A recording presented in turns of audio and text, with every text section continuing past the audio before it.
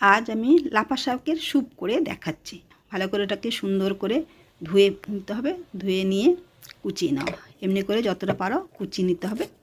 নিয়ে এটাকে আমি একটা স্যুপ বানাবো। তার জন্য নিয়েছি 4-5 কোয়া রসুন, কালো জিরে আর 2টো শুকনো লঙ্কা। তারপর তেলটা গরম হয়ে গেল। তেলটা গরম হয়ে যাওয়ার পরে সর্ষের তেল নিয়েছি। আর আমি 2 চামচ নিয়েছি চালের গুঁড়ি। চালের গুঁড়িটাকে একটু গরম জলেতে গুলিয়ে নিতে হবে। সেরকম করে গুলিয়ে নিয়েছি। প্রথমে আমি কালো জিরে শুকনো লঙ্কা ফোড়ন দিয়ে রসুনটা দিয়েছি। রসুন বাটাটা ভালো গন্ধ মতো বেরোনোর পর দিয়ে দিয়েছি লাফা শাকটা। শাকটা একটু ভাজা ভাজা হয়ে যাওয়ার পরে লবণ দিয়ে দিলাম।